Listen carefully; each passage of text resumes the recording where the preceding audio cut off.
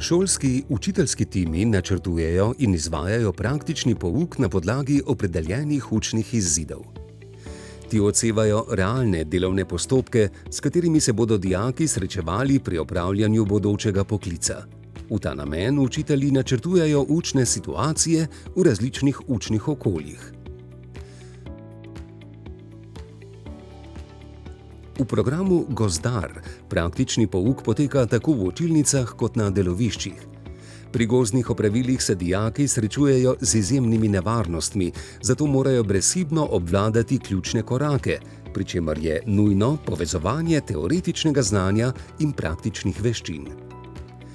Da bi dijaki čim bolj varno preizkušali praktične sposobnosti, je pomembno, da sproti utrjujejo osnove, kot so varnost pri delu, poznavanje orodja in njegove uporabe ter komunikacija pri gozdnih opravilih.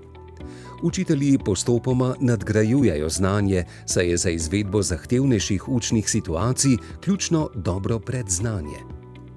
Z razvojem tehnologije nastajajo novi učni pripomočki, ki omogočajo razvoj spodbudnih učnih okolij.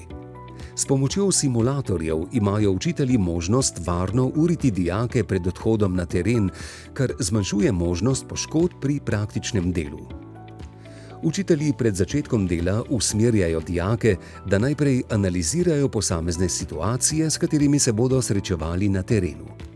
Tako dijaki že v učilnici spoznavajo in rešujejo realne probleme ter predlagajo možne rešitve. Gremo preizkusiti vaše rešitve na simulatorju. Dijaki preizkušajo svoje rešitve na simulatorju. Pri učnem procesu učitelji spremljajo dijake ter spodbujajo doseganje najvišjih možnih standardov. Učitelj je dijakom v oporo pri delu s simulatorjem in podaja takojšnje povratne informacije.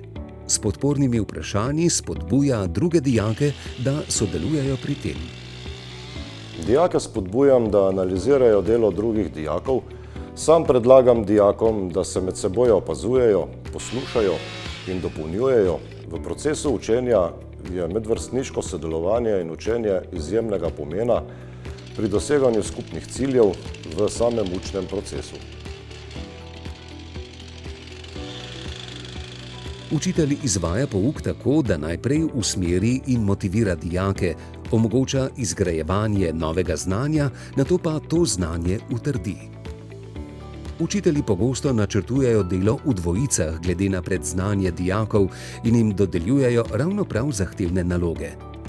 Dijakom, ki so dosegli optimalni standard na simulatorju, omogočijo hitrejše napredovanje in jih usmerijo naprej na delovišče.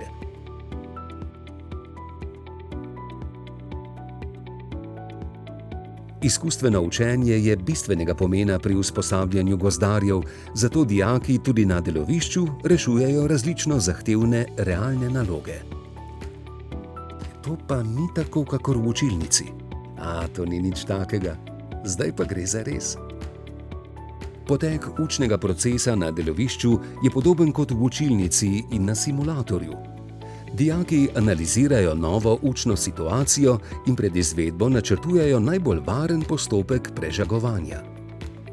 Dijaki so več kot le poslušalci in opazovalci. Aktivno spremljajo delo svojih sošolcev, jim svetujejo in pomagajo. Mislim, da je veriga narobe zapeta. Kaj pa mislite ostali?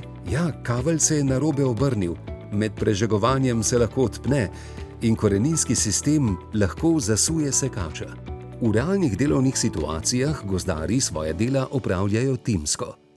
Izvedba posameznih opravil je odvisna od uspešnosti opravljenega dela vsakega dijaka. Zato je pomembno, da učitelji krepijo kakovostne odnose, komunikacijo in timsko sodelovanje med dijaki.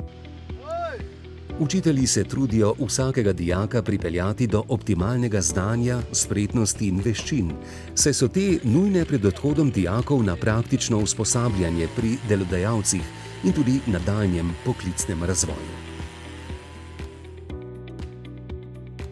Dijaki imajo možnost svoja znanja nadgrajevati tudi v okviru modulov odprtega kurikula. Za dobro usposobljenost za delo v gozdu je nujno spremljanje strokovnih novosti, ki jih vsega le še Postojna vsako leto vključujemo v svoje delo. Pri tem sodelujemo tudi z delodajalci in skupaj načrtujemo potrebna znanja, spretnosti in veščine, ki jih dijakom ponujamo v okviru odprtega kurikula. V dogovoru z učitelji so dijaki lahko odločajo za posamezen modul glede na lastne interese. V tekočem šolskem letu so zbirali med arboristiko, žičničarstvom, gradnjo malih lesenih objektov in strojno sečnjo.